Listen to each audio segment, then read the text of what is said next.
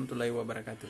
Pada kesempatan kali ini, saya atas nama Muhammad Isran dengan NIM 322190020 dan rekan teman saya Felicia Wilan Kinasi dengan NIM 322190008 akan mempresentasikan hasil proposal kami yang berjudul Rancang Bangun Sistem Keamanan Rumah Menggunakan Pasif Infrared Berbasis Microcontroller. Selanjutnya kita masuk di pendahuluan atau latar belakang. Seperti yang kita ketahui, saat ini perkembangan teknologi sangat pesat. Bahkan saat ini kasus pencurian juga sering terjadi sehingga keamanan adalah salah satu prioritas dan sangat diperlukan. Pada kehidupan sehari-hari, manusia menghendaki situasi keamanan yang selalu kondusif. Ada berbagai cara yang dilakukan agar pada suatu ruangan terkhusus di rumah menjadi aman. Faktanya, keamanan pada suatu ruangan masih dapat dibobol ketika berada dalam keadaan kosong, sehingga turut mempengaruhi keamanan aset dan privasi yang terdapat di dalam ruangan. Oleh karena itu, dibutuhkan suatu perangkat sistem keamanan yang dapat menjaga keamanan setiap waktu, bahkan melindungi aset dan privasi yang dimiliki. Penelitian ini mengambil topik tentang rancang bangun sistem keamanan rumah menggunakan sensor infrared berbasis mikrokontroler. Pada alat ini dilengkapi sensor pasif infrared yang berfungsi sebagai pendeteksi adanya pancaran sinyal inframerah yang dikeluarkan oleh tubuh manusia kemudian akan diproses oleh mikrokontroler. Selanjutnya saya akan mempersilahkan kepada teman saya untuk melanjut presentasi materi. Baik, terima kasih atas kesempatannya. Selanjutnya adalah rumusan masalah. Rumusan masalah adalah sebagai berikut. 1. Bagaimana merancang dan membuat sistem keamanan pada sebuah ruangan. 2. Bagaimana cara sistem keamanan pada sebuah ruangan. Selanjutnya, tujuan. Tujuan yang diharapkan dari penelitian ini adalah yang pertama, mengetahui prinsip kerja dari sensor pasif infrared. Yang kedua, mengetahui jarak jangkauan sensor pasif infrared. Yang ketiga, mengetahui aplikasi sensor pasif infrared. Selanjutnya, saya akan masuk ke dalam pendahuluan manfaat. Manfaat yang diharapkan dalam pembuatan tugas akhir ini adalah sebagai berikut. 1. Dapat mengurangi permasalahan keamanan rumah dan mempermudah masyarakat untuk memantau rumah secara jarak jauh. 2. Mencegah hal-hal yang tidak diinginkan ketika rumah ditinggalkan dalam keadaan kosong yang akan mengundang tindak kejahatan. Baik, selanjutnya kita akan masuk ke dalam tinjauan pustaka. 1. Node MCU. Node MCU adalah sebuah mikrokontrol yang sudah dilengkapi dengan modul Wi-Fi ESP8266 di dalamnya. Jadi, node MCU seperti Arduino, tapi kelebihannya sudah memiliki Wi-Fi sehingga sangat cocok untuk digunakan dalam sebuah proyek IoT. Node MCU ini juga bisa diprogram menggunakan Arduino IDE. Kemudian sensor PIR. Sensor PIR atau disebut juga dengan pasif infrared merupakan sensor yang digunakan untuk mendeteksi adanya pancaran sinar inframerah dari sebuah objek. Sesuai dengan namanya, sensor PIR bersifat pasif, yang berarti sensor ini tidak memancarkan sinar inframerah melainkan hanya dapat menerima sinar radiasi inframerah dari luar.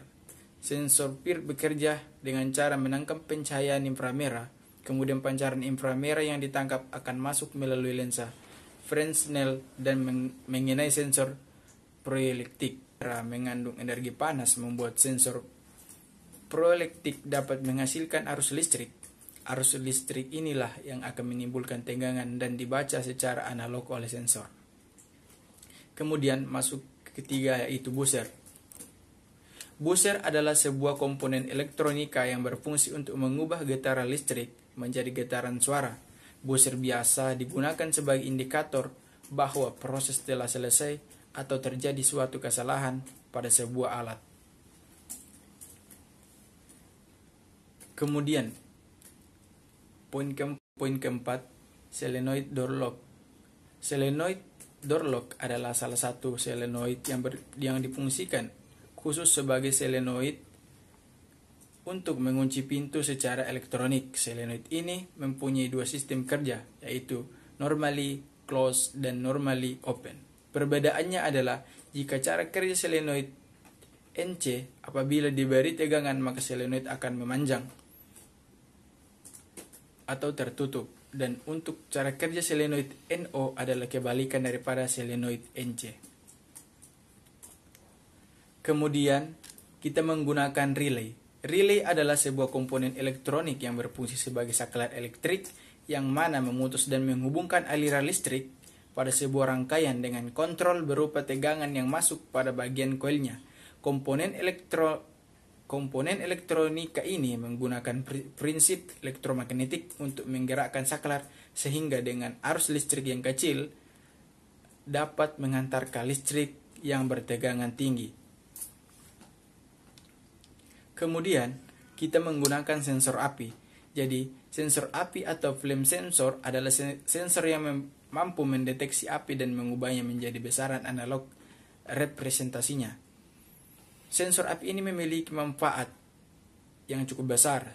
Salah satu di antaranya adalah mampu meminimalisasi adanya false alarm atau alarm palsu sebagai sebuah tanda akan terjadinya kebakaran. Sensor ini dirancang khusus untuk menemukan penyerapan cahaya pada gelombang tertentu. Kemudian kita akan menggunakan alat fingerprint. Fingerprint adalah sebuah alat elektronik yang memanfaatkan sensor scanning dalam pengenalan sidik jari seseorang guna kebutuhan verifikasi identitas pada seseorang tersebut. Cara kerja daripada fingerprint ini sederhananya ialah berasal dari sensor fingerprint, yaitu dengan cara merekam data lewat sidik jari seseorang yang nantinya dijadikan sebagai acuan. Kemudian data yang berasal dari sidik jari ini akan disimpan pada database untuk dijadikan acuan. Saat ada orang lain yang hendak mengakses alat tertentu yang telah dipasangi fingerprint, maka dilakukan scanning kembali terhadap status sidik jari orang tersebut, kemudian dicocokkan dengan data sidik jari di dalam database yang sudah disimpan sebelumnya.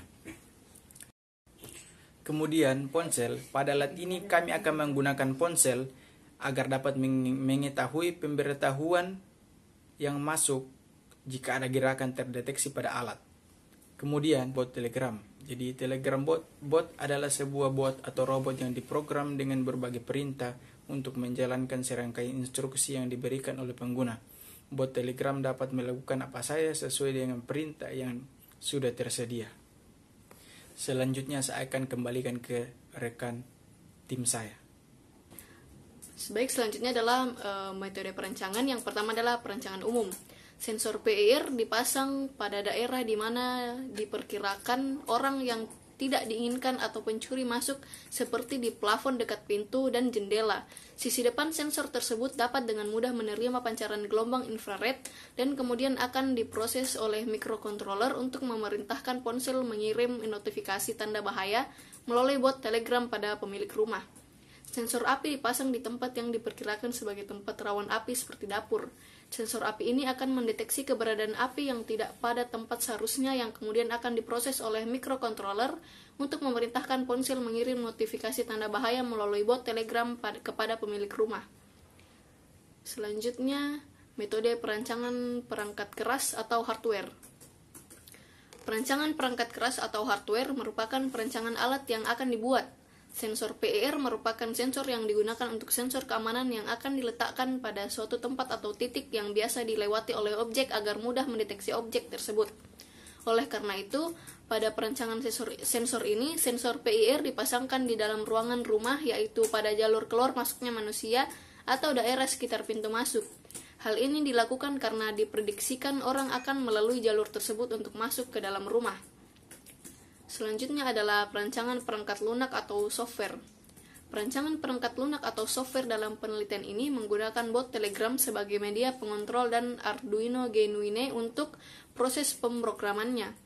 Untuk merancang bot Telegram, kita hanya perlu mengakses bot father yang ada pada aplikasi Telegram, lalu kita tinggal memberi beberapa perintah untuk membuat bot dan memberi nama bot tersebut, dan kemudian akan dikirimkan kode yang merupakan kunci untuk mengakses bot. Kode tersebut kemudian akan diinput ke dalam program sistem yang ada pada Arduino, lalu diupload ke node MCU agar semua sistem terkoneksi melalui bot pada ponsel pemilik. Itulah tadi hasil presentasi dari kelompok kami. Sekian dan terima kasih. Kurang lebihnya mohon dimaafkan. Wassalamualaikum warahmatullahi wabarakatuh.